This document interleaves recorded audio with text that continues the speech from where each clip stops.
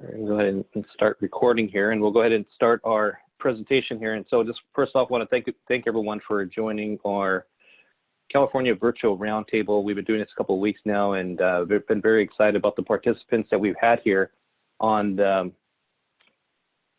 Virtual Roundtable. It's been a wonderful opportunity to have everyone share their experiences, their knowledges, and their expertise during these trying times. And so we definitely appreciate everyone that's participating on these calls weekly. It definitely feels as if we are creating a little community here, and I definitely have a better understanding on what everybody does. And so thank you everyone for participating and for all our participants today.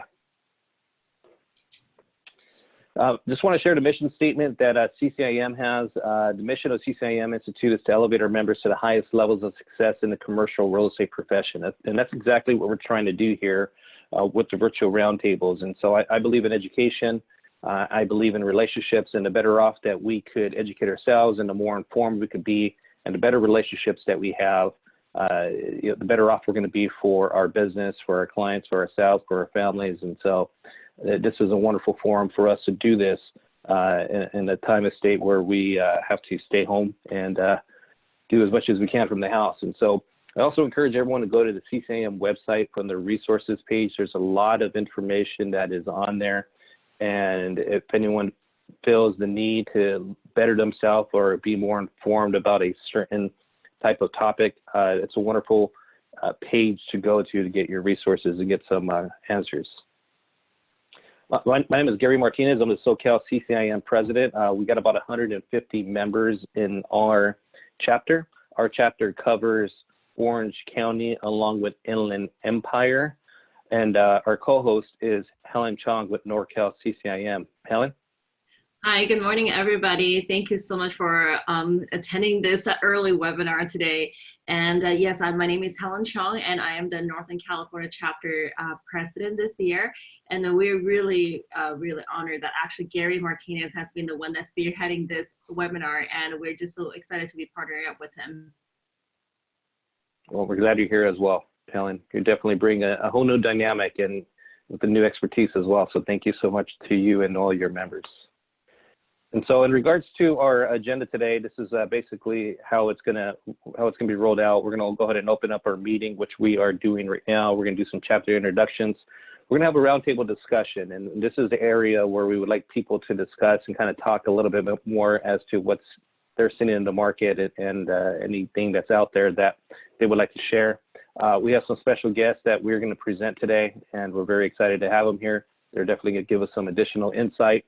Then we'll go ahead and have some additional roundtables, Q&As, and we'll go ahead and close up the meeting. The topic of today is everything retail. And one of the things that we wanted to do is to bring panelists and bring the topic of retail to the forefront. Retail has been one of the areas that's been hit the hardest in this whole COVID stuff. And we wanted to hear a little bit more as to what's happening in the retail world. And so definitely, if you have any questions, if you have anything that's focused on anything else, or you want to talk about something else, industrial, multifamily, I mean, feel free. I mean, everyone on here is a commercial real estate professional, and we could talk about it all. But specifically, or at least for our panelists, we're talking everything retail. And so, Helen, would you like to introduce your leadership team? Sure. So Northern California chapter, we have about 250 members, and our leadership team with our whole board of directors, we have about 18 people. And then the executive leadership team, we have Aziz, Khatri, who is going to be one of our panelists today, and he was our president for 2019. And of course, myself, 2020 president, and also Tim Tren, he is the president-elect. And we have Tim Tukalski. He is by trade, profession by trade is he's a CPA. And so naturally, he is also our treasurer and as well as the secretary for our chapter. And Teddy Swain is our technology officer. Wonderful. And again, I think all of our chapters really relying on our sponsors helping us through the year so that we can bring in a lot of educational events. But typically, we have over 30 events a year. Of course, this year will be a little different. We actually have even more events since we are doing more virtual meetings now. So we have our platinum sponsors, Sansiba San Filippo. They are a CPA firm. And our gold sponsors, Heritage Bank of Commerce, Crexie, Vanguard, and also Chase, as well as we have our silver sponsors, Business Finance Capital, as well as Chicago Deferred Exchange Company. Wonderful. In regards to our SoCal CCIM Board of Directors, I just wanted to make recognition or give recognition to each of our Board of Directors. It's without them and their additional insight, there's no way we could do the things that we do. So just wanted to recognize each of them and thank them for all their services that they do. And also want to recognize our sponsors, CoStar Group, AAR CRE, Asheville Associates, Asset Preservation, Baker Law Group, Coast to Coast Escrow Services, Platinum Wealth Group, and Fidelity Bancorp Funding. Just want to recognize and thank each of our sponsors. They're all open for business. And so if anyone has any questions or sees that they need some additional support or just has a question, each of our sponsors would love to hear from you. And we would love to support our sponsors as they are supporting our chapter. So please utilize them the best you can. In regards to our virtual industry roundtable, this is what we're doing. The whole goal of the call is to be sharing tips, technology, and best practices, along with more. We're going to be hosting our virtual roundtable this week, and then we're going to come back online on the 28th, which is about 2 weeks from now. It's from 8 to 9:30. It's free for all CCIM members and industry professionals. We want to make sure that we are a resource to those in the industry and make sure that we're doing the best job that we can to bring information to our people. We're also looking for sponsors. There's no way we could do the things that we do at the cost that we do it at if we recognize this is a free event. Thankfully, for our sponsors that they are the ones that are keeping us going. And so if anyone is interested in becoming a sponsor, would like to support either of our chapters, we're open. We're looking for sponsors. We can definitely use the resources. The SoCal chapter, our sponsorship starts as low as $500. It goes up to $2,500. Helen, how about your sponsorship? Because our membership base is a little larger, so our sponsorship actually starts at $1,000 all the way to $5,000, and we have 4 different levels. Wonderful. Then you have 250 members, you said, in your chapter, right? Yes, and then we cover from Sacramento, Bay Area, all the way down to Silicon Valley. Wonderful. That's a big area. And so in regards to our roundtable discussion, this is where we want to open up to our participants and our attendees of the group. And so what we want to do is we want to allow people to participate. And if you have a question, if you have some information that you would like to provide, you would like to share as to what's happening in the marketplace, that we ask that what you do is you raise your hand. We have a list of all the participants that are up. And so if you have any questions and like to provide some additional insight, we'd be glad to take you off mute and allow you to talk. And so, Helen, why don't we start with you? What's going on out there in your neck of the woods? In the Northern California, as you probably have heard from news, that we have done a pretty good job. Everybody is truly staying in shelter. And unfortunately, just like that's why we brought in our topic today, is that the retail small businesses are still getting really hit hard. But the communities are really strong. What we're seeing is that community are really trying to help these small businesses and encourage everybody to still continue to order takeout from time to time. So that hopefully when this is over, that these small businesses can come back stronger. But obviously today, I'm excited to hear about these statistics to see what this retail market is going to be. Wonderful. How about you, Bonnie? Bonnie, you are a property manager and you have quite a bit of tenants that you manage. What do you see on your side, Bonnie? We see that from regional tenants to national tenants, they're the most actively seeking out rent concessions, either rent deferral or rent abatement. It's interesting that the smaller tenant actually are the ones not asking as much. There are still a fair share that are asking for assistance, but the majority are actually coming from the more savvy retailers that are across the board going out to all their landlord and asking for concessions.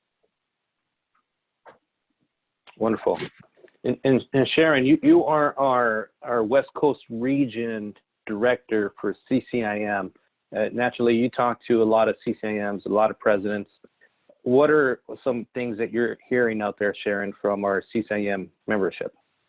Well, I just talked to a good friend of mine in Reno yesterday, Northern Nevada, and they don't seem to be on the same kind of lockdown that we are here in California. It's very different. They just started closing down some of their businesses. I think there's a wave going on in California. It's kind of the start of all of it after what hit New York. So I think our governor is really instrumental in that. What we've had a big scuffle about here is more on the multifamily side with the rent concessions and the courts being closed, where you could possibly not be doing an eviction for a year. So that's been really interesting. And also on another note, the hospitality industry is dead. Is dead. Yep. Yeah. For the most part. I don't do that much retail, so I can't really support you that much. But a quick note from National, it is the national meetings this week, and you can sign up and anybody can attend. So send it out to your chapter members. It's virtual. And if you're already a designee, you can review your classes for free. Mm-hmm. So you can. Yeah, can you talk about that a little bit more? I mean, and I think that was something that is amazing that the Institute is doing for our designees. Can you talk about that? There's four classes concepts you can revisit. CI methods and models, CI 102 revisited market analysis models, revisited user decision models, and CI 104 revisited investment decision models.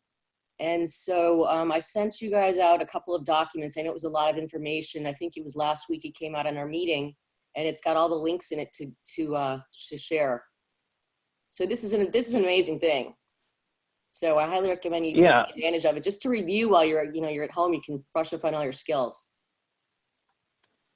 Yeah, and just for our attendees who are not as familiar with CCIM and the courses, I mean, each of the core courses are somewhere between $1,200 to $1,500. And so once you become a designee and you do all your courses and you pass your exam and you get pinned, you could go back and you could do what they call life after the pin, where you could do some of these courses at a discounted rate. But what the Institute has done has allowed those that are designees to go back and take those courses for free. And so it's a wonderful time. It's really amazing. Yeah, it's amazing. It's amazing. And so, I mean, there's definitely a good opportunity for you to go back, or for us to go back and to, refine our skills. And CCIM is always updating their information. And so it's a wonderful time, for us to do that. So yeah, thank you for sharing that. That's good info. And we'll hear from one more. Thank you again for keeping. Go ahead, Sharon.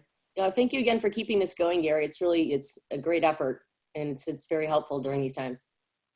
Yeah, no, it's been wonderful. I think it's been great for all of us. Thank you. And then Willie, you've been very inspirational in regards to our board as far as your ideas and thoughts. And so, Willie, would you like to share a little bit as to what's going on in your world? Been doing some leases, and I've had some tenants say that they can't sign a lease because they can't occupy the space. So deals are put on hold. And we're not seeing a lot of activity. The calls you do get are serious people looking for space. But other than that, it's been pretty slow. Yeah, I would agree. It definitely has been a little slow. And, a lot of deals were put on pause. And at least from me and my experience is that I did have quite a few escrows that were open before this whole stay-at-home action took into effect. And we were able to at least push pause on some of those. And since then, we were able to close one of those deals last week, and we closed one yesterday. And so it seems as if things are starting to, I guess people are starting to realize and figure things out in this new so-called economy. And things are moving forward. It might be a little gingerly, but things are moving forward. And so, thank you for everyone for chiming in here. We're going to come back and have everyone talk, but I do want to introduce our guest. We have some wonderful guests here that are going to be presenting. And so first I'm going to allow each of them to introduce themselves and kind of give us a little update as to what's happening in the market. And Aziz, why don't we start with you? Sure. My name is Aziz Khatri, and I've been licensed since 1989, working in Northern California with KW Commercial. Been part of CCIM for over 10 years and been designated about 6 years ago. And I've been active board member and committee chairs, and then was president last year. And very, very proud that Helen came right after me, which was really, really great, because otherwise we wouldn't have been able to continue what I wanted to start and finish. So thank you, Helen. And as far as my experience is concerned, I used to manage our commercial group. So I used to work with all types of products, including, of course, retail and multifamily, industrial. Lately, I've been working more and more with retail, including leasing and sales. So what I thought I will do is, if you don't mind, I'm assuming that everybody on the call is not a retail professional. So just briefly explain what is retail and how we are different, and then we can I'll take 2-3 minutes to do that, if that's okay with you guys. Go ahead. Okay, cool. Let me see if I can share the screen. I'm allowed to share the screen, right? You should be able to. Yeah, where did there we go. Okay, you have my screen, right? Yes, we see it. Okay, cool. You don't need to see this. So just, I'm not gonna cover everything. Basically, all I'm saying is that retail is the sale of goods to the public in relative small quantities for consumer consumption. So basically, this is how it's different than wholesale. It's sold to consumers generally in smaller quantities. That's what we call retail. I want to just say, on the leases, most of the retail are leased on leased properties, and there are certain differences in retail versus other type of properties when you're talking about leases. For example, there are use restrictions. You could have limitations from the landlord that what you can or cannot sell. And similarly, you could put some restrictions in the lease where the landlord cannot have any of your competitors come in. So that's what we call exclusivity, that you have exclusivity. For example, if you are selling furniture in the retail shop, you don't want any of your competitors to be coming over there. Operating hours could be limitations from the landlord, could be minimum or maximum. Radius restrictions will be where you can, landlord tells you that you will not have another shop of selling the same product, same brand within X number of miles, because they don't want your customers, instead of coming to this shopping center, go someplace else. And one of the reasons is because of lots of times there's a percentage rent that the landlord collects as part of the base rent, and then additional percentage rent. So if you start selling your product, you build your brand in this shopping center, and you open another shop across the street, you're going to take the sales from this shopping center to over there. That means the landlord is going to get less rent. Then you could have cancellation clauses based on the sales. If the sales don't go up to a certain dollar amount, you have option to cancel, and you have to show the books to the landlord so that they can see what kind of sales you have, and then based on that, they can charge the rent. And then if there are some pop-up or innovative products that are coming in, then landlord and you negotiate, and then come up with some kind of agreement ahead of time that if a new product doesn't take off after a certain number of months or years, you can cancel the lease without any penalty. So this is really quickly before, I call it before coronavirus, everything was busy. Shopping, retail was going really strong. This is a quick, just a little data about this was done for 2002 to 2017. The retail was overall up 7.2%, but you can see here, restaurant, wireless, and fitness centers were 52% of that growth. So that means, as we know right now, the market is changing. Restaurants are completely dead. Fitness centers are completely closed. Wireless centers right now, they're closed, but they will, I'm sure they will come back. So we'll talk about that in a minute. I think that's it as far as my slides are concerned. I don't want to do more. I just want to mention that the way I've seen it is I have few clients, property owners, shopping center owners. What they have done is they've been, I got in touch with them early on and sent them this information about how to talk to their tenant and what are their options. How can they give discounts or concessions to the tenants?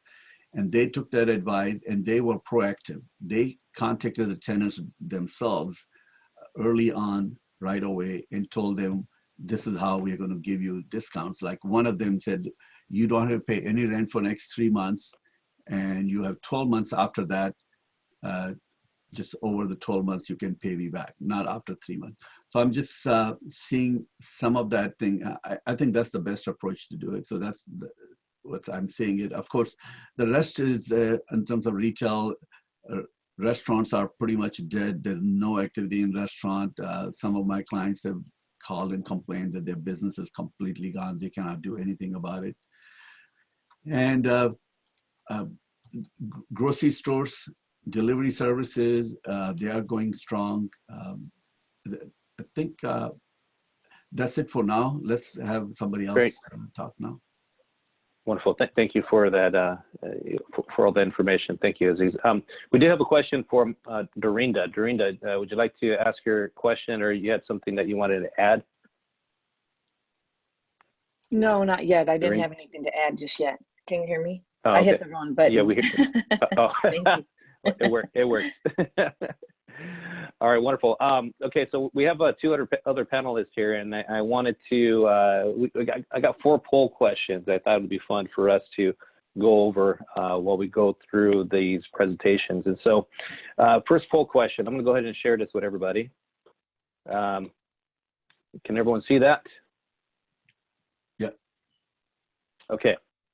Where will the retail values be in 3 months? Lots of pent-up demand and booming, same as it was earlier this year, or consumers scared and values falling? And so I do see some people answering right now. I'll give this another 5 seconds, and I'll go ahead and end this poll so everyone could see everyone's results. All right. 5, 4, 3, 2, 1. All right, go ahead and end polling. Show the results. Okay, we have 57 participants on here, and we had 23 saying that things are going to continue to fall, and we got a few people that are very optimistic and think that they're going to have lots of pent-up demand and booming. And I could tell you, I've been hearing a little bit more about this concept of lots of pent-up demand and things will be booming. And so not necessarily sure how it would be, but it is a thought that I've been hearing a little bit more, at least this past few days. And so interesting. Okay, Greg, why don't we go ahead with you? Why don't you tell us what's going on in your world? Good morning, everyone. My name is Greg Bedell. I'm a CCIM. Gary actually pinned me some years ago. I work with a group called Progressive Real Estate Partners in Rancho Cucamonga. We are Inland Empire, San Bernardino, Riverside County retail specialists. Our office handles both leasing and investment sales. I am purely on the investment sales side, but between the two, our office does more retail transactions in our particular Inland Empire trade area than anybody else. And I think our leasing team that comprises about 120 properties. So as an investment sales guy, one of the unique advantages I have is an insight into what's going on in their world, which during these times has really proven valuable. as to what's going on the leasing side, who's paying rent and who's not. Yeah, no, it's been very, very interesting, and I see a lot of things that you're doing out there, Greg, and it looks like you've been doing an amazing job of capturing the market in regards to doing investment sales, and it looks like you have a good group of buyers and sellers, and so thank you for everything that you do. And so in regards to like restaurants, quick service restaurants, I mean, are they as bad as we keep hearing? The QSRs are getting hit very hard. Many of them are still open, although they're seeing revenues as low as 30%, if not 20% of what they would typically do. Some of them are simply not remaining open for takeout only because it's actually more profitable just to remain closed in some cases, primarily depending upon what their payroll costs are. So they're getting hit very hard. Those with drive-throughs are clearly doing better. I don't know if you've driven by a Starbucks in the past week or two, but the drive-through lines at just about any Starbucks are packed up around the corner. It seems like whatever what was typically in the cafe has shifted to that drive-through in many ways, and the same goes for many other retailers. But it's a case-by-case basis. We're hearing, El Pollo Loco is off 50% despite having a drive-through. Much of that has to do with the fact that they are primarily lunch and dinner. They are primarily a daytime blue-collar and white-collar worker lunch option. And when no one's at work, people just simply are not going as much. So yeah, they're definitely getting hit relatively hard. I'll tell you though, Bonnie hit the nail on the head. The nationals, by and large, are the ones sticking their hand out the most. Right. For the most part, we're seeing mom and pops, for April at least, have tried to cover their rent. Most of them many of them have covered it entirely, if not at least a portion thereof. I think May will be far more telling than April. How much people have liquid to continue this is going to be interesting. But it has been almost upsetting on some of these nationals, particularly those with very strong balance sheets, tons of liquidity, who are reaching out, and some of them are just going silent. Some of them are just choosing not to pay rent. They're not saying a word. They're not sending a letter. They're not communicating. That's clearly what's in front of everyone's face right now, is dealing with rent collections more than anything. Yeah, it's certainly been keeping me busy these past couple of weeks. And so, yeah, thanks for sharing that, Greg. We're going to go ahead and come back to you. And before I introduce Katerina, I'm going to do one more polling question here. Go ahead and launch the poll. So over the years, retail landlords shifted towards adding more experience to their centers. And 12 months from now, will these centers suffer the most? What are your thoughts? Not at all. They'll come back to the same levels, or these centers will have the highest vacancies.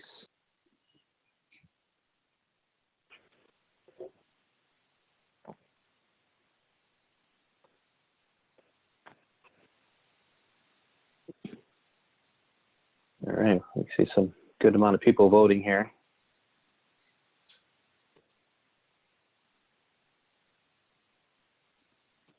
All right.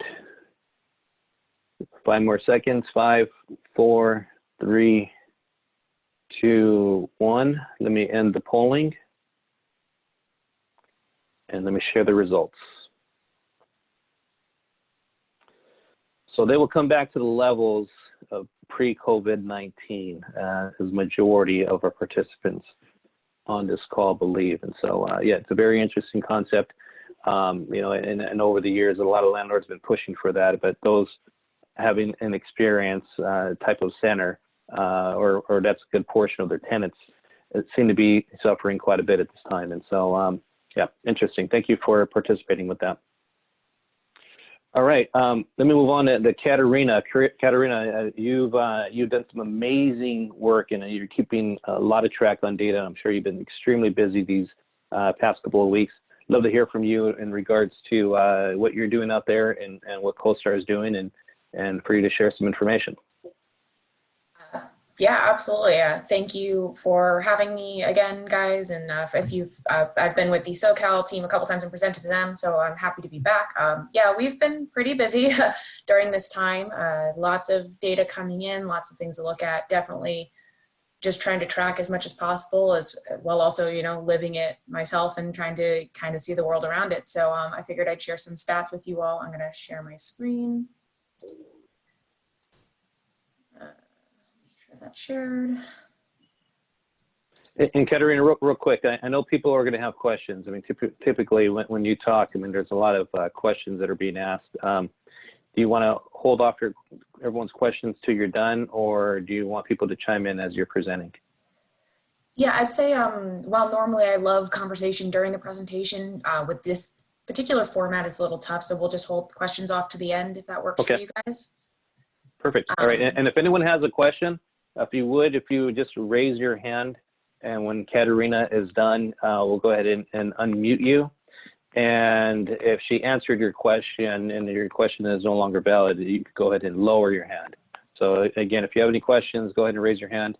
If she answered your question, go ahead and lower it during that time. And so, Katerina, it's all yours. I also want to mention that if you have any questions, you can feel free to type it into the Q&A box.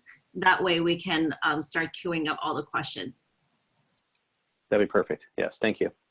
Perfect. And I realized I didn't really introduce myself. As Gary mentioned, my name is Katerina. I work with CoStar Group. I'm the Orange County Market Analyst. In this presentation, I'm going to mostly be focusing on Orange County. However, I am going to mention a little bit of the rest of SoCal. I will also say for our NorCal participants, I actually had previously covered the Bay Area for about 3 years before I started covering SoCal. So special place in my heart for up there as well. But just gonna hop straight in for now. I kind of wanted to do a little perspective of looking at the past really quickly and then seeing kind of where we are now and where we're possibly headed. So quick look at Orange County's economy. Orange County was actually in a relatively good place before all this started. February numbers came out. Employment numbers came out and they're back above the national average. Really healthy place overall. Obviously, we're talking a very different picture now.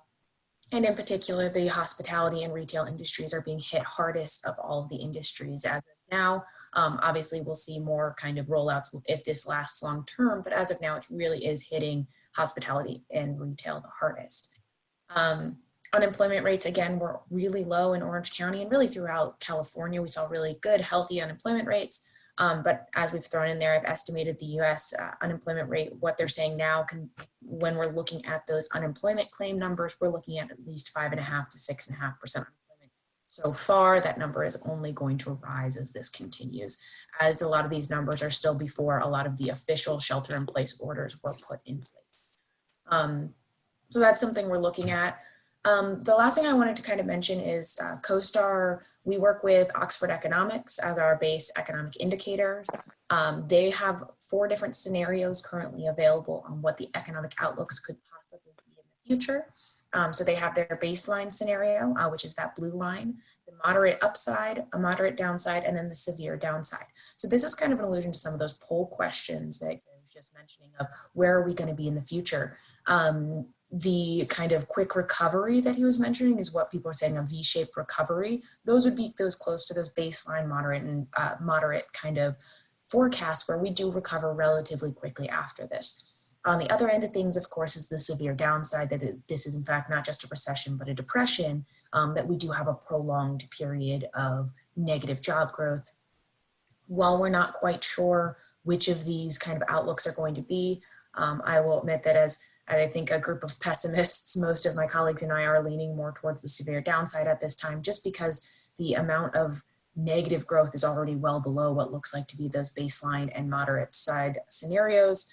But I'm going to talk about this a little bit in the future, but I just want to show that there are these different options and kind of what I'm basing some of my future outlooks on, or these different scenarios. So actually, that should be retail, sorry about that. Actually looking at the retail market in Orange County, historically, as you can see, after the really high levels back in 2009 and 2010, we've been a really healthy place in Orange County. Again, if you had been with any of my earlier presentations, I did talk about that experiential element. It's a really big part of why Orange County's retail had been doing a lot better than even some other places around the country, just because they really did have some of those aspects already worked into their retail scene a lot sooner than other places around the country. And not only that, there was some really good repurposing of some of those vacant big box spaces. Obviously, we're kind of in a really different world now than we were 2 months ago. Experiential, well, it might go back to those pre-COVID levels. It's definitely going to be a different reaction. I think eventually it might get there. However, we're looking at definitely, I think, a more apprehensive crowd out there, and consumers out there might be a bit more apprehensive about going out and being very close to their colleagues. So we're going to have to see how this pans out. But just want to kind of look at the past to see where those vacancy levels had gone in the past recession and kind of where we had been. Now, I did want to point out, as the severe downside forecast, so as I was saying, if this is kind of a quote unquote, not worst case scenario, but one of the really harsher scenarios in the market, you do see those vacancy levels in Orange County. We do project them to continue to rise, but we don't see them rising to quite those same levels we had seen in the previous recession. I think while retail is being quite battered right now, I think that there is a potential in the long run for it to be in a healthier spot. Once at the minimum, the restrictions on shelter in place are rescinded and people are allowed to go out again. I think right now it's kind of, again, a lot of this will really depend on how long these policies are in place, as we're already seeing about 11% of restaurants across the nation have already closed their doors forever.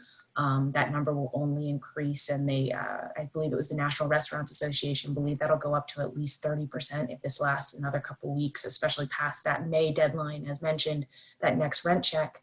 I think that's going to be a huge factor, and of course, restaurants are a big portion of that.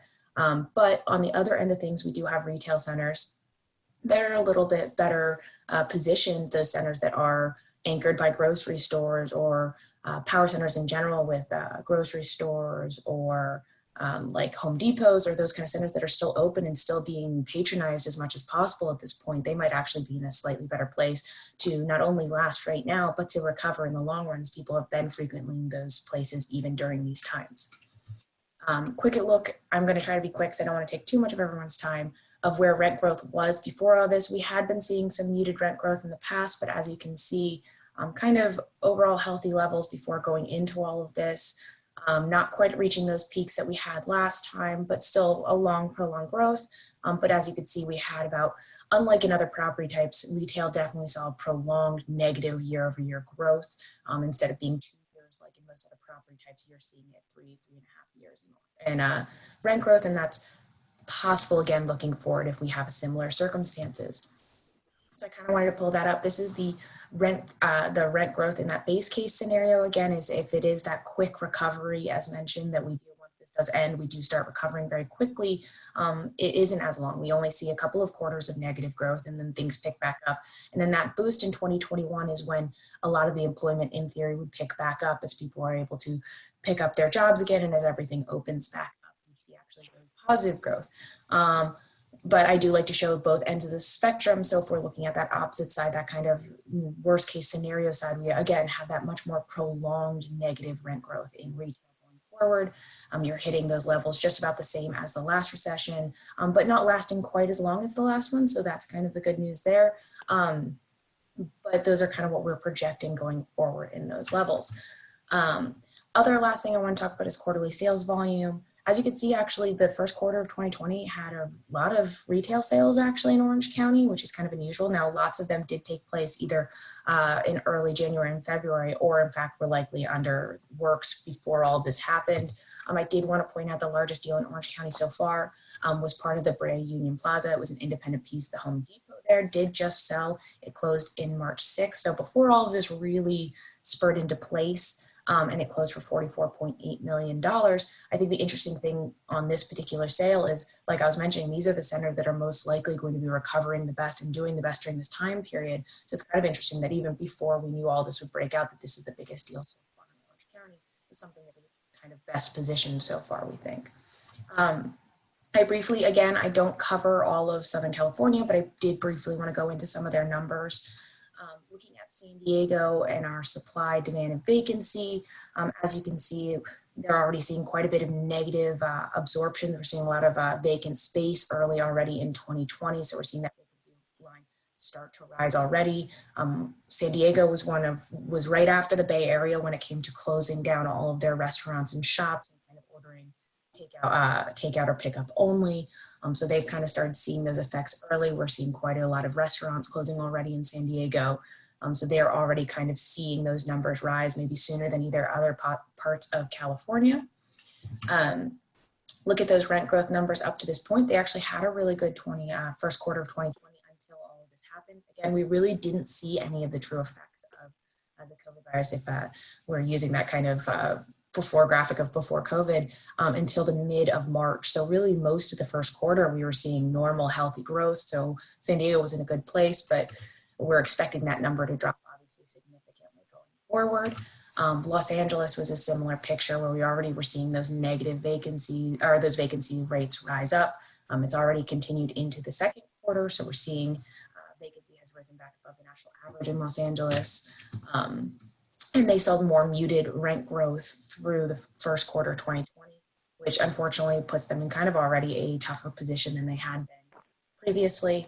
And then lastly, we're looking at the Inland Empire. Obviously, there's a huge chunk of negative absorption in early 2020. I believe some of that was pre-scheduled from big boxes already scheduled to close before all of this happened, but they already were having those kind of big closures before all this happened. So not in a great place for Inland Empire at this point. And then when we're looking at their rent growth, not only did they ended in an okay place at the beginning of 2020, but as you can see already into the second quarter, we're seeing those rent growth numbers already drop in the Inland Empire. And that's going to be a similar story throughout most of Southern California and in California and the United States in general. As you can see, the United States line is already dropping pretty significantly going forward.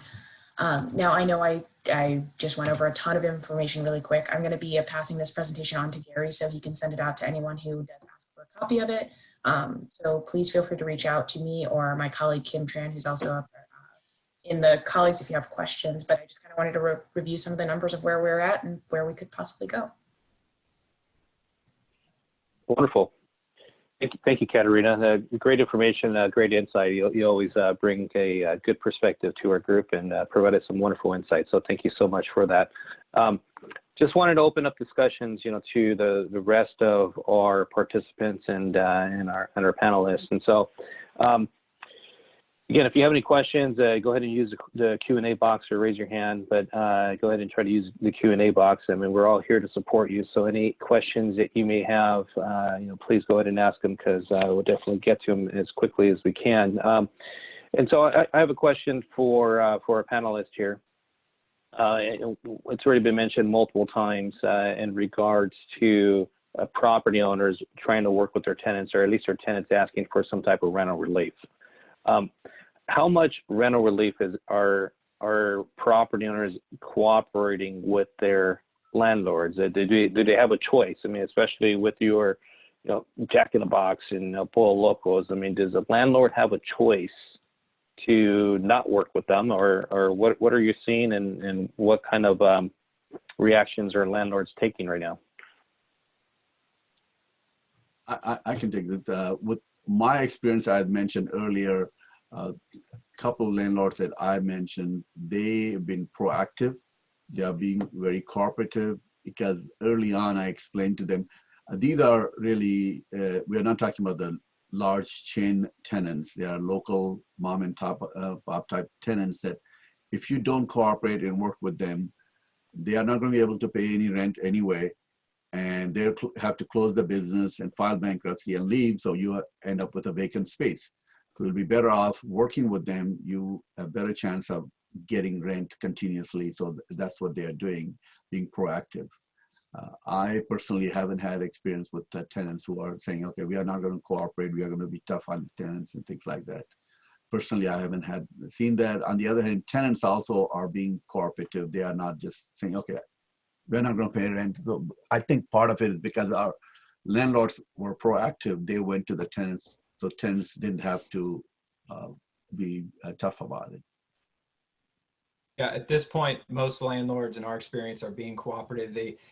I would say that half of them were being proactively cooperative 4 weeks ago, and then it took about a week for the other 40% to fall in line, and then another week for the other 10% to fall in line. The sort of holdouts. I have a list here that we've been keeping of some of the nationals and what they're asking for, and I can just kind of quickly rattle down it. Mattress firm, 90-day abatement. Vitamin shop, sports clubs, 90-day abatement. Learning experience, 90-day abatement. Kitty Academy, the same. KinderCare, suspending all rent payments, including CAM and taxes where applicable. Del Taco and Burger King, sparingly for some locations. Wendy's, deferred rent May, June, and July, payback over 18 months. It's probably the most reasonable we've seen on that list. Gyms and fitness across the board are seeking rent relief. For the most part, it's abatement at this point. Wawa and some of the C stores, although some of them are doing well, if they're not anchored by gas, they are not doing nearly as well, and they're seeking some form of rent relief. Michaels, Ross, and TJ Maxx. Ross sent out a large blanket letter, mass letters to just about everyone, basically saying, and it varied over time. This number sort of changed, but it started with, we're not paying you rent for the next 6 months. Some have seen letters with 10 months at this point. IHOP, Jimmy John's, 90-day and 60-day rent abatements respectively. Burger King is not paying rent, but I don't think that's a surprise to anybody. Subway, most franchisees are from our experience, have simply not paid rent.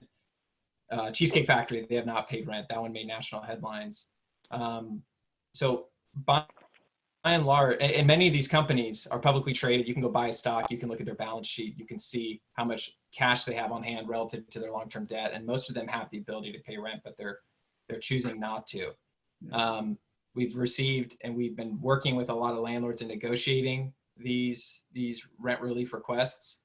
I'll give you an example. I'll throw them under the bus. The Learning Experience, which is one of the largest daycare groups in the country, parent company Tutor Time in our part of the world, sent out a letter saying that started with, "Dear valued business partner," which threw everyone for a loop, because all of these years when they've been doing very well, they have not shared in any of the upside. They paid their rent, but other than that, they haven't shared anything. But now that there's an issue, we're all of a sudden business partners, and we need to share in the downside. And while it's understood, one of the challenges we've had with them and others is as you begin to peel back the layers, you request financials, you request a balance sheet because they're privately traded and it's not easily attained. Their response will typically be, "Oh, we're too busy, we can't get you that." And it really is rubbing everyone the wrong way and setting a bad tone here, because on one end they say, "Dear valued business partner," but they won't share their balance sheet with their new business partner.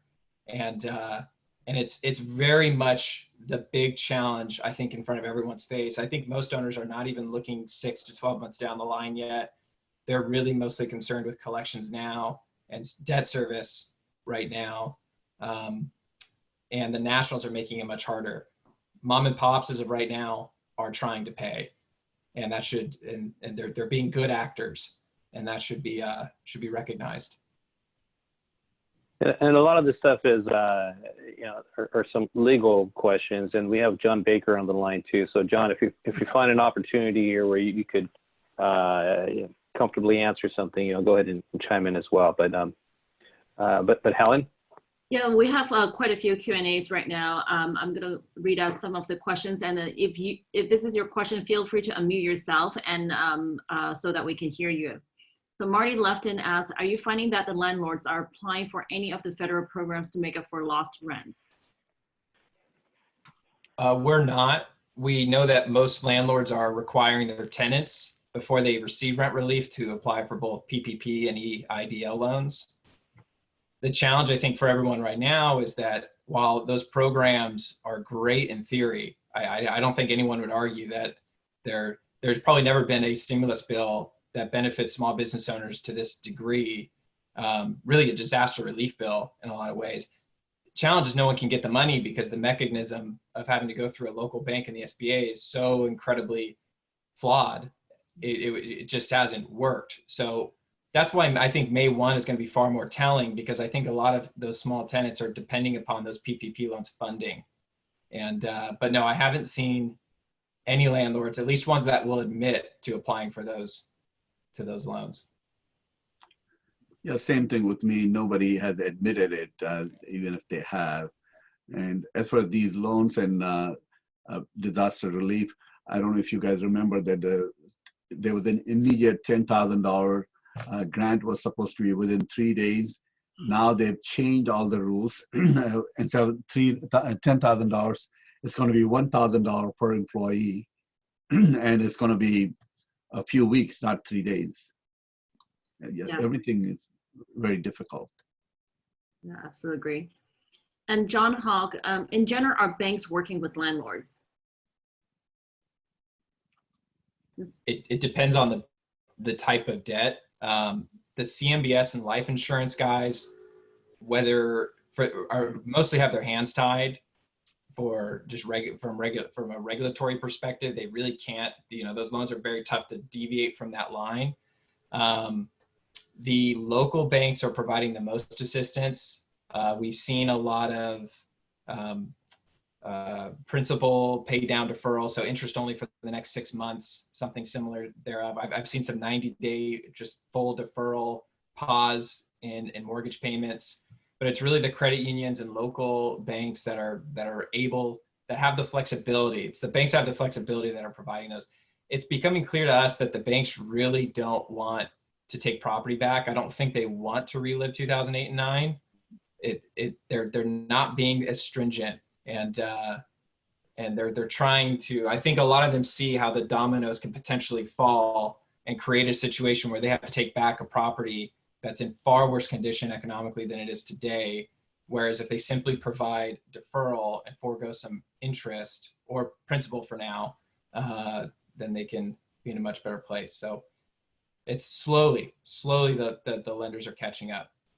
Yeah, I think even the lenders, sometimes they don't really know what to do in the beginning when this mortgage deferment had been talked about, and they said that once the deferment is over, the landlords will have to pay back all the deferment all at once, which doesn't make sense. Who is going to be able to afford that, right?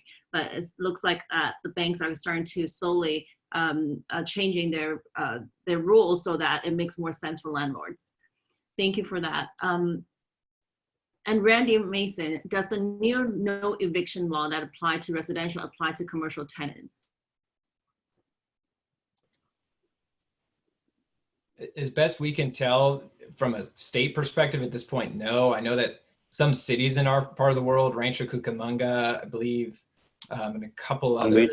Yeah, Oakland, San Francisco also, yeah. Yeah, have put in commercial eviction moratoriums. But the reality is, no matter where you are, you can serve a notice of default, but the courts are closed. What are you going to do? And then you get in front of a judge and you want to evict Susie's nail salon, and what judge is going to side with the landlord on that? I mean, pre-COVID, judges didn't side with landlords. So and clearly, I think most would agree that you're kind of for lack of a better word, a-hole if you're trying to evict that tenant. Yeah. But I mean, so the reality is whether there's eviction moratoriums or not, and that's where the nationals know that. They realize that, and I think that's where this attitude is coming from. Mm-hmm. Yeah. I also want to encourage everybody who is maybe in the retail industry as well. Feel free to speak up to answer some of the questions or whatever observation you guys make. But so far, I thank you so much for all the answers. We have Chaz Cole. Greg, what do you mean by abatement? They just stop? Does it get added back somewhere like I'm hearing with loans? No, abatement means forgiven. So the tenants are coming in asking for forgiven rent. Now, the guidance that we're providing by and large is to abate no rent, but to provide deferrals. What the most common solution we're seeing is a 90-day rent deferral for April, May, and June to be paid back at some point in the future, whether that's at the end of this year, early 2021, or even over the course of 2021, amortized over those 12 months, which in effect, that's an interest-free loan. And that's a great deal for most tenants. If they don't have to pay loan costs, they don't have to pay interest, and they don't have to go through the brain damage of obtaining a loan. It's a much quicker way of getting to where they need to be, particularly if they can combine it with a PPP loan. So by and large, that's the solution we're arriving at. Most mom and pops, again, are more than happy with that solution. They feel lucky to have that solution available to them. The nationals, not to beat a dead horse, but it's like pulling teeth. They go down kicking and screaming with that deal. Yeah. You know, one thing I may add as well, you know, one thing that I'm seeing, I mean, I've been spending a lot of time, you know, with different landlords and tenants, you know, trying to negotiate. And so, of course, it depends if I'm negotiating on behalf of the tenant or the landlord. But on the landlord side, you know, what I'm trying to do is I'm also trying to look at the lease agreements that are in place and just trying to identify our leases coming up for renewal, you know, sometime in the next 6 months. 9 months or something in a short-term period, you know, and if it's a tenant that we want to keep around, you know, we'll talk about doing a blend and extend, you know, which is a renegotiation of existing and future rents and an extension of the term. I'm looking at if there are any guarantees that are not on the lease that maybe we could attach to it to hold the tenant's feet to the fire a little bit more in certain situations. We're doing as much as we can to work with the property owners, and we are encouraging the property owners to work with their tenants. But we do have landlords that are saying, I'm not going to work with my tenants at all, and are serving 3-day notices and are starting the eviction process. And there's some nasty conversations that are happening out there. And what I'm finding, all my landlords who are putting their foot down and saying no to rent concessions, all of them are getting paid rent for the month of April. What's happening to the relationship, I don't know. But all of the landlords that have put their foot down are getting paid for the month of April, at least what I've seen on my end. I agree with Greg, though, that those landlords who are going to have trouble actually, they may just be playing a hard game, and they got paid in April because there was money there, but who knows what will happen in May. And like Greg said, the courts are closed and are likely to stay closed, my guess is through May. So there won't be any evictions. So there'll be like free rent, unless, as Greg pointed out, you start working with them. Yeah, I agree. Absolutely. And just to add one more thing, that imagine most folks are imagining re-tenanting that space in the market we've experienced over the past year or two. But the market in which they're going to have to re-tenant that space a year from now is going to be much different from now. There will clearly be more vacancy. Where that vacancy will be is to be determined. But restaurant spaces, you're probably going to see some of them pop up. Gym spaces, you'll probably see some of them pop up. So certain tenants you're negotiating with, you really have to think about, how long is it going to take me to re-tenant this space if I lose this tenant? And there's really no upside to filing that, you know, to going down the eviction round and playing hardball when you know you can't enforce it. You're really just, you're de-leveraging your position and ultimately fraying away at that relationship, so that when that lease comes due, let's say in 3 years, and if that tenant has other options because there's more vacancy in the market, they're going to be more likely to leave the property than they are now. I agree.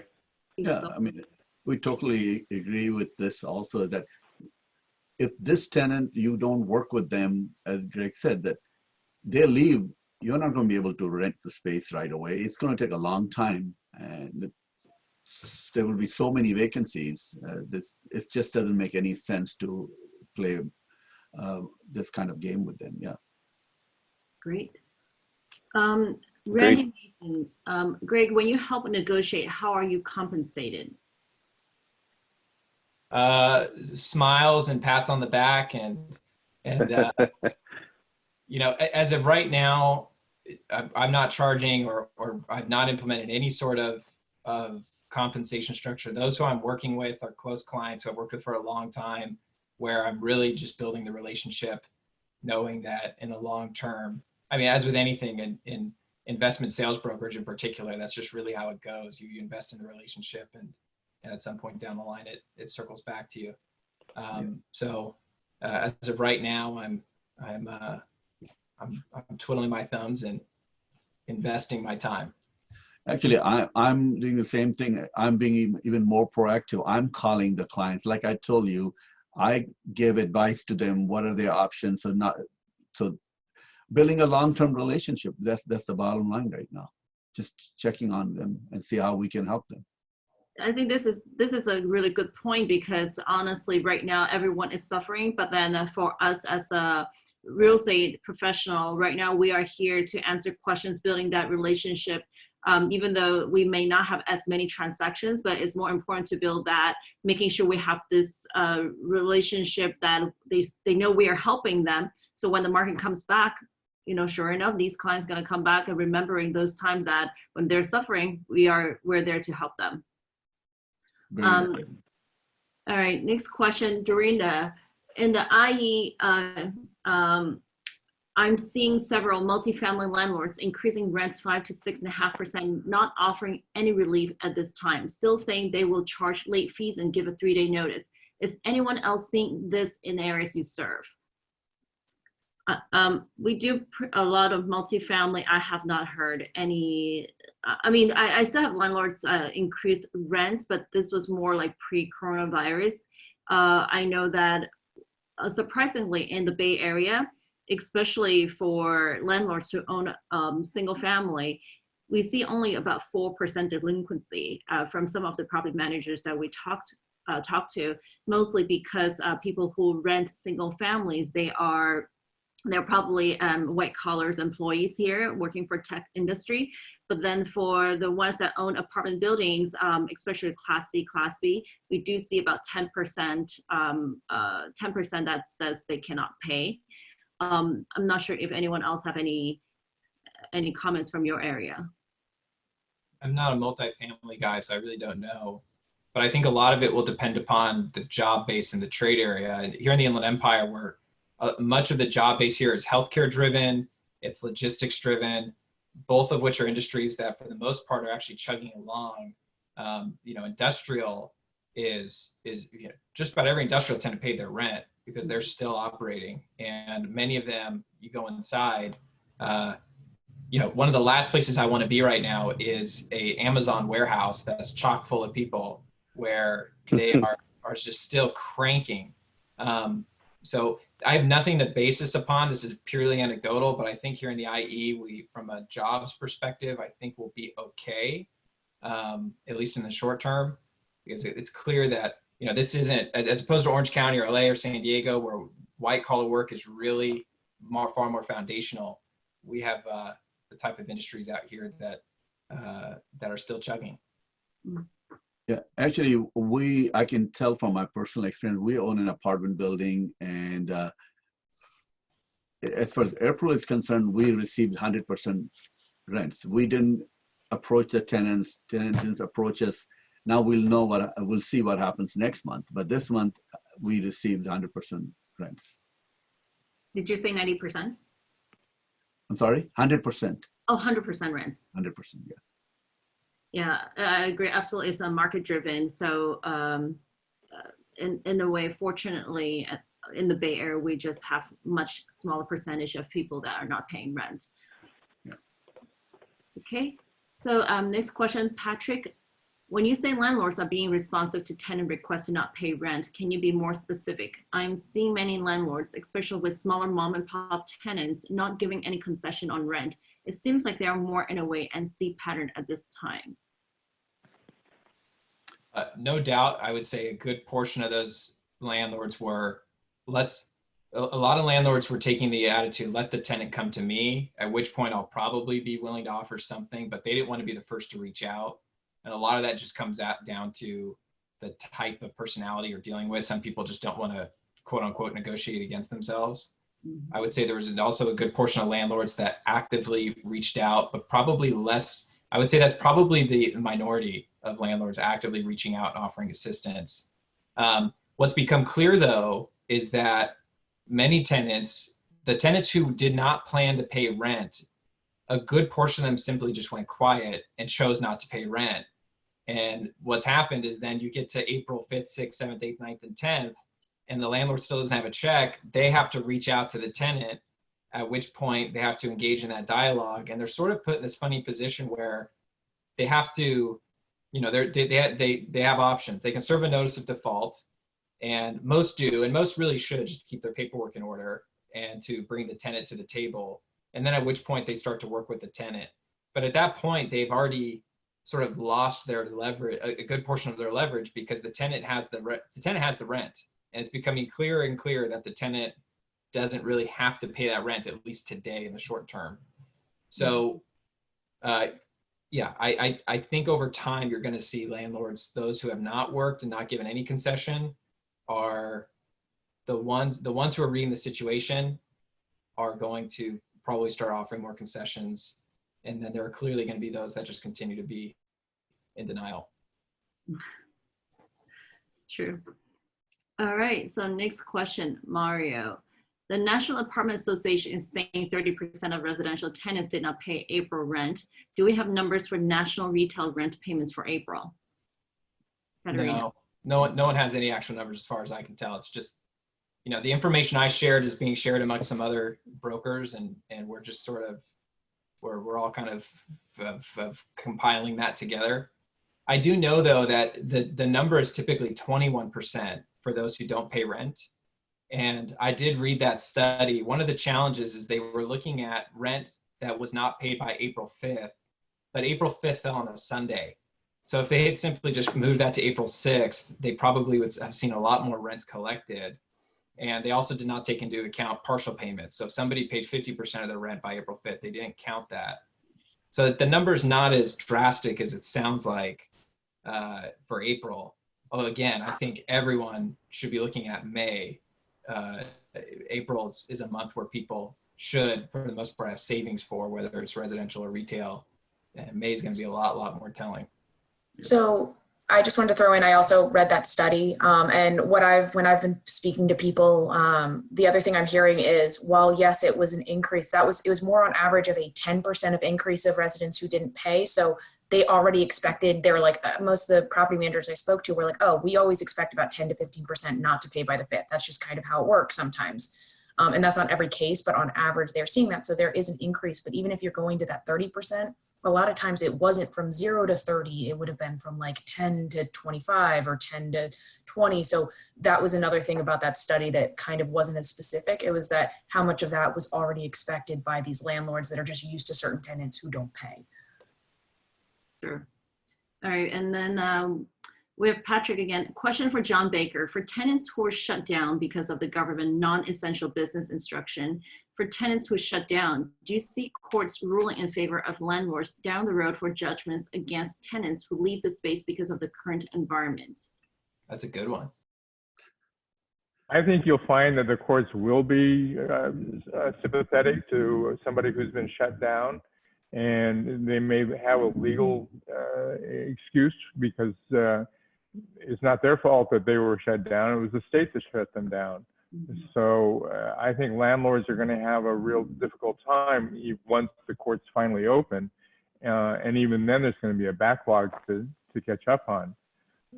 So I think the landlords are in a difficult position. I agree with Greg that from a negotiating point of view, if the landlord goes to the tenant first, and you're basically setting what you want with the tenant rather than the tenant setting what it wants by not paying the rent at all.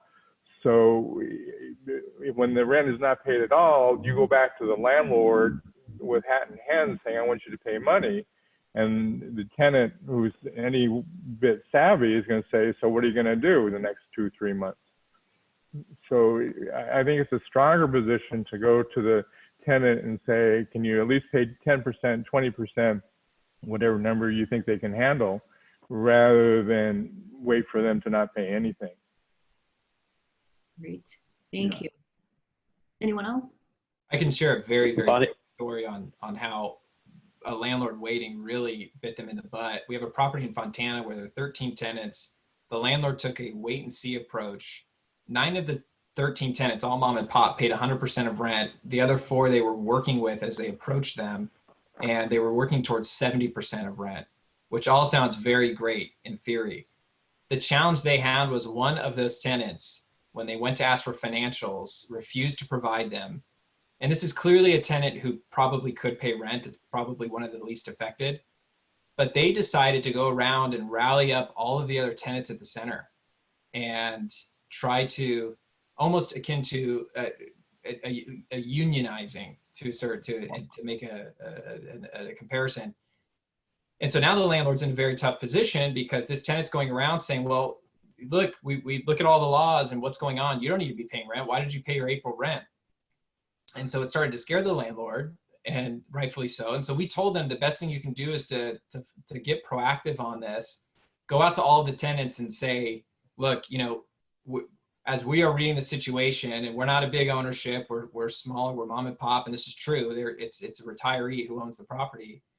But we don't have a lot of funds to go around, but what we want to do is be proactive and help everybody and give you guys, you know, 90 days at half rent to be deferred until next year. So that way, if this one tenant is going around trying to rile everybody up, where right now there's no downside to those tenants biting off on that story and saying, yeah, I don't have to pay rent. But if they have another option and that's right in front of them, the landlord's proactively offering them free rent or 50% rent deferral, then it changes the layout of that situation. So no doubt being proactive right now is going to, in the long run, they're going to collect less rent, but in the long run, I think they'll be better off. Great.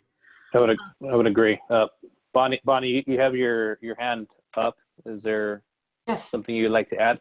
Yes, I would like to ask a question for Katerina that on the forecast, she actually forecasts a faster recovery even on the worst case scenario. So is there any reason or rhyme behind that, and how do you come up with that? So those economic forecasts aren't something that I come up with. That's the Oxford Economics. Because we don't forecast the economy ourselves, we stick to commercial real estate. So they actually, they were forecasting in most of their forecasts that V-shaped recovery. I think they are already reassessing that. That was a forecast from, I believe they released that on April 1st. It's been 2 weeks. Normally they take about 2 months to reassess. They've already decided that that's probably not accurate.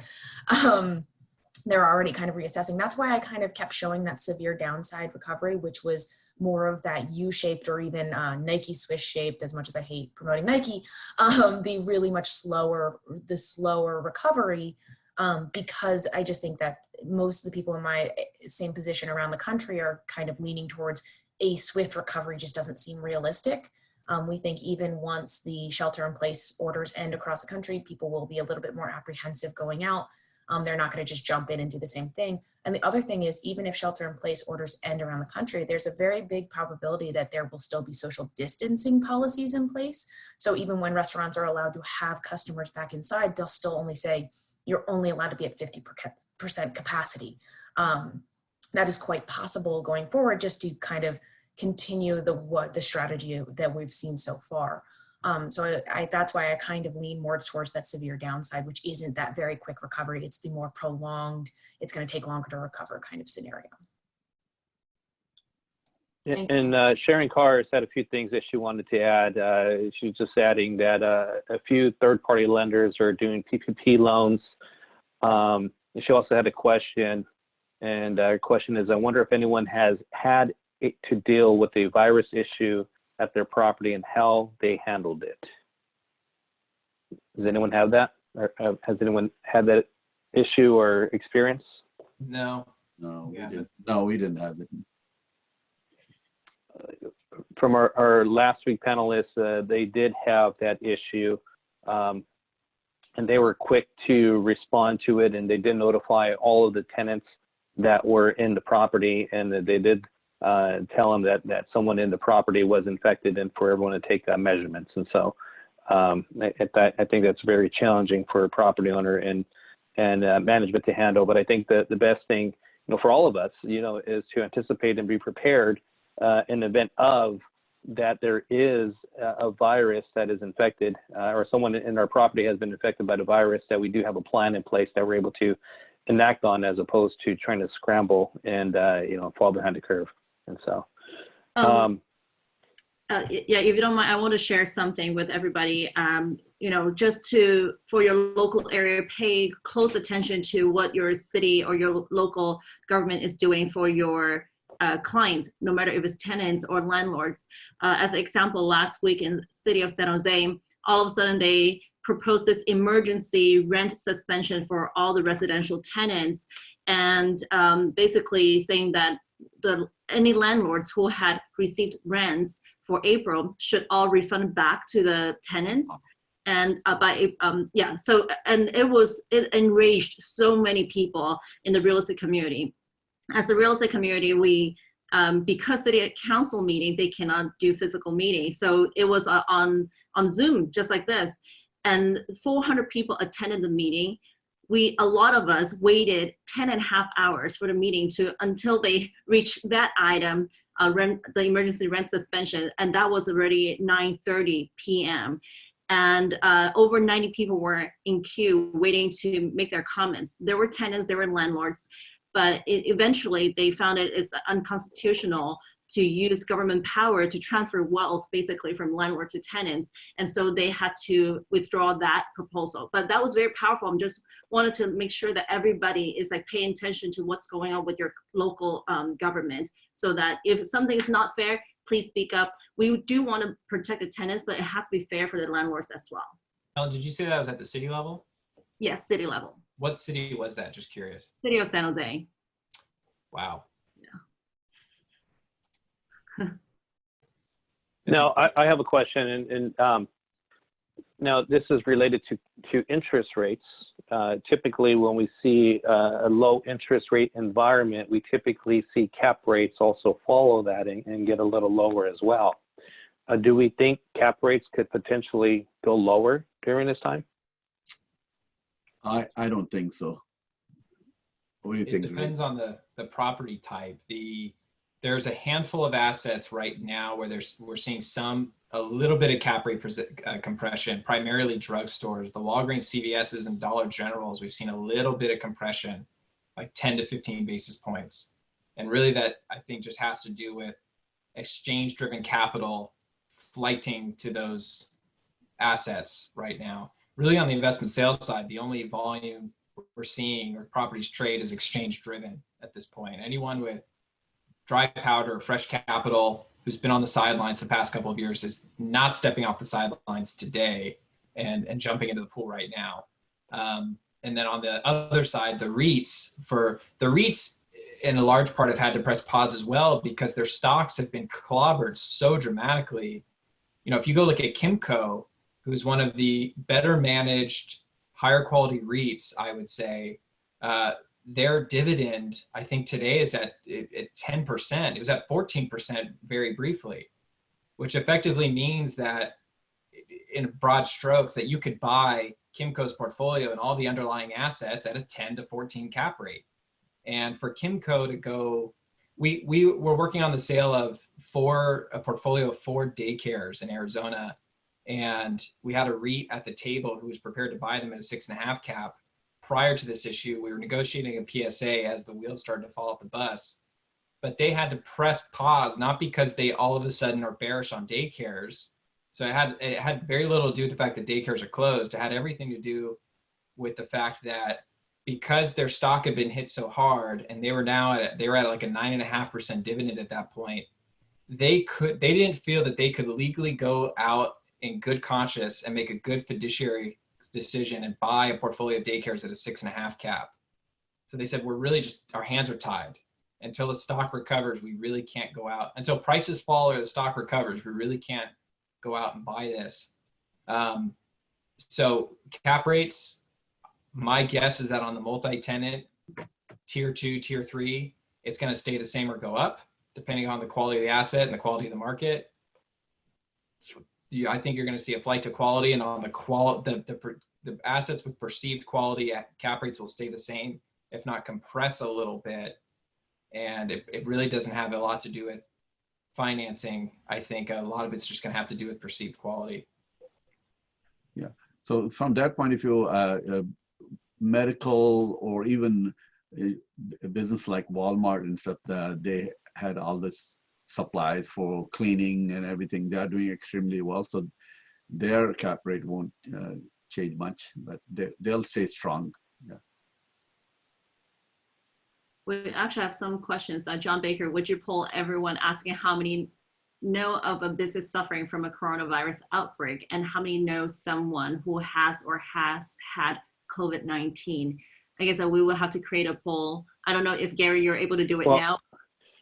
Well, I think the first part of the question is how many people asking how many of Nova business suffering from coronavirus, and I think, you know, I think the answer is yes. I mean, we definitely have no businesses that are suffering from the outbreak, and how many know someone who has the COVID. So maybe we could just, you know, by a raise of hands, if you raise your hand, how many of you know of someone who has the virus? Wow. Wow. Raise of hands on your 10. So we have 10, 11, 10. 12. And I'm gonna, well, I can't raise my hand, but I would raise my hand as well. So it's almost 1/3 of the attendees. Yeah. Wow. Thank you. That was a good, quick poll. I'll just say I put it in the chat, but we actually lost a family member. They were able to save his mom. She was 70. She is 76. She didn't have any symptoms at all. He had been with her for just 3 days. He was visiting her and got sick, thought he had the flu, and was in the hospital. Within 7 days, he was gone because she didn't have any symptoms at all, and he was in ICU after just 3 days. They tested her, found out she was positive. So she was in that higher percentage of people who, you know, were considered very vulnerable. So she's 76, he was 56, and he's gone. So that's my dad's brother's son. Gosh, so sorry about that.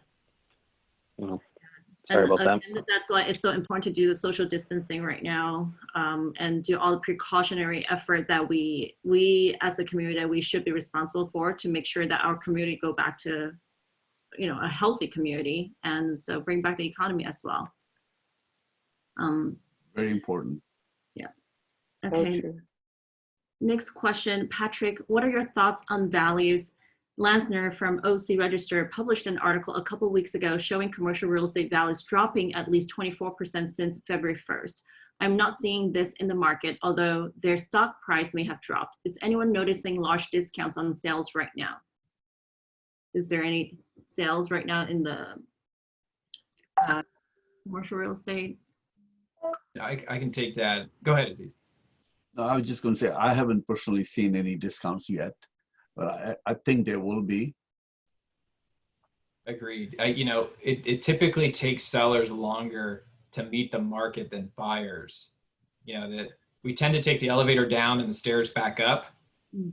The sellers think just because they have to, that they're going to take the elevator back up. And it's just clear that won't be that likely won't be the case for certain assets. So but I think we're in a different position than we were the last time around. A lot of the assets that, and I'm primarily a seller rep. A lot of my owners and clients, they are not over leveraged. As of right now, tenants are paying rent. And if they aren't, they're in a better position, a better cash position to service the debt. And by and large, I don't think you're going to see as many, I think rent rolls will withhold better than they did last time. So I think you're going to see just a lot less volume. You're going to see a lot of people just holding and waiting this out. Where some owners will have challenges, I think in the short term, those who have a loan coming due in the next year are going to have trouble, particularly if they're highly leveraged. If they have CMBS debt and it's 70, 75%, 80%, those folks are going to they're likely either going to have to sell or inject equity into the deal, because I think it's unlikely that they're going to replace and refinance that debt. The lending world is just so clearly in chaos. And even when it does start to, even when the lenders start to figure out what the direction, what the move is, their underwriting standards are going to be far tighter. So I think you'll see some assets hit the market in the next year where an owner is simply forced to sell because they have debt issues. And at which point the buyers will have more leverage. You'll see those sellers forced to move the needle, and you'll start to see some discounts on case-by-case situations like that. Oh, go ahead.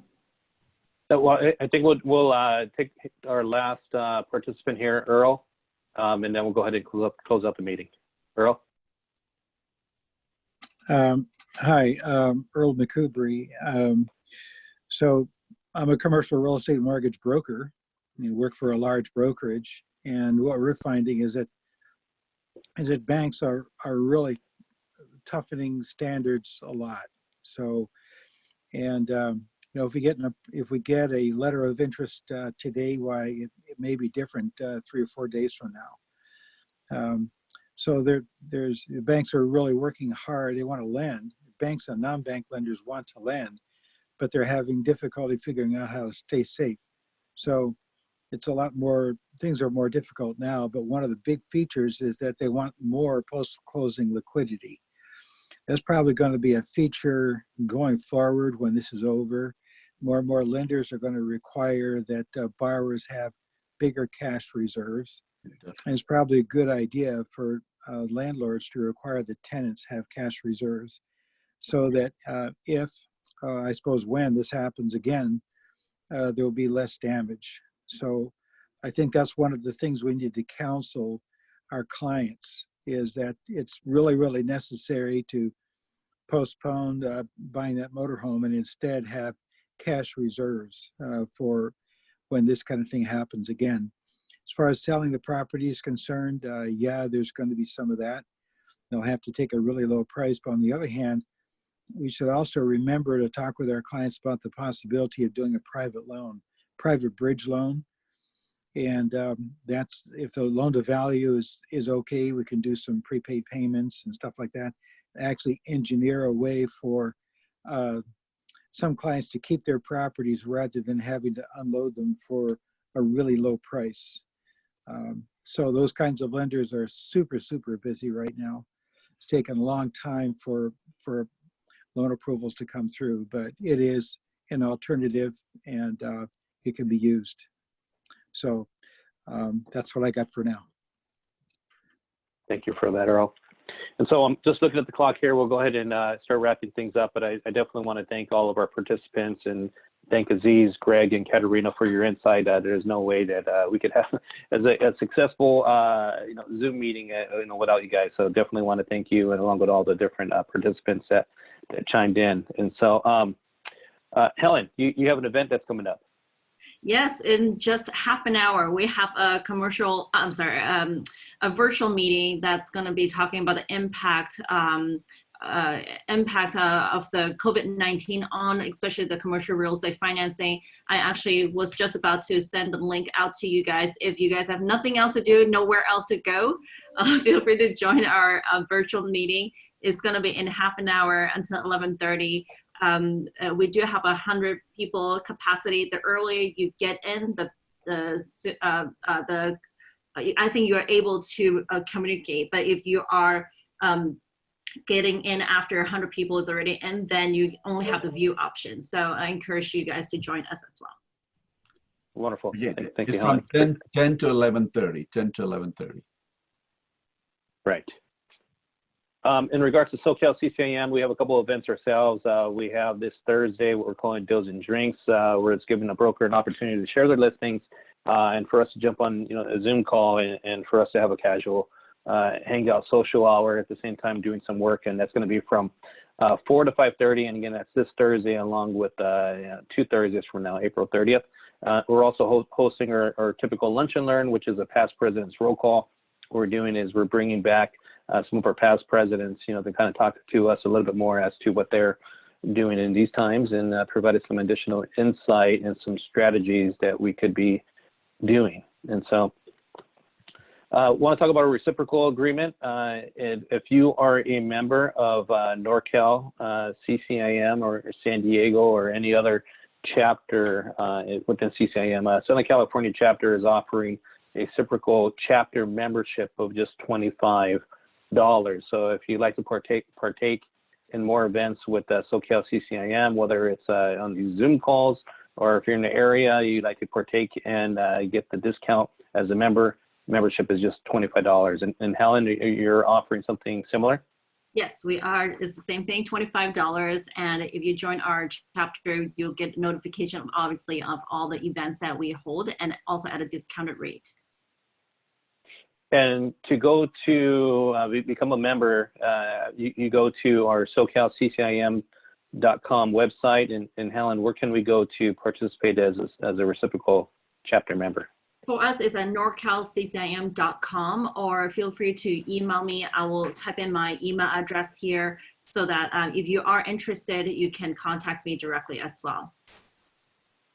Okay, wonderful. And what I'm going to do here is I am going to put both of our websites here so we know people could where they could go to. So, oh, there they are.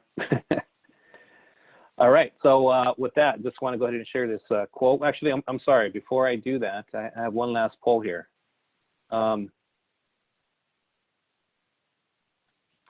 So what's the first thing you're going to do when retail doors open or reopen? And this is multiple choice, and you're able to fill in or click as many as you would like. So what's the first thing that you're going to do? I know I cannot vote on this. This is for attendees only. I definitely want to go eat at a restaurant. I want to go visit my grandkids. I need to get a haircut. Haircut too. Their hair is getting bigger and bigger. Haircut was number one. Haircut number one. All right, I'll go ahead and close this out in 5 seconds. In 5, 4, 3, 2, 1. All right, let me end the polling. Let me share the results. And number one answer, visit with friends and family, along with getting a haircut.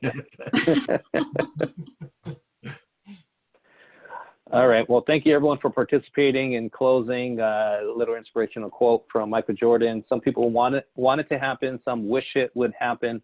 Others make it happen. Everyone have a fantastic day. We'll see everyone soon. Stay safe. Helen, thank you so much for everything you do. Thank you. And Thank you for the opportunity. We'll talk to everyone soon. All right. Thank you, everyone. Bye. Bye-bye. Stay safe. Bye-bye.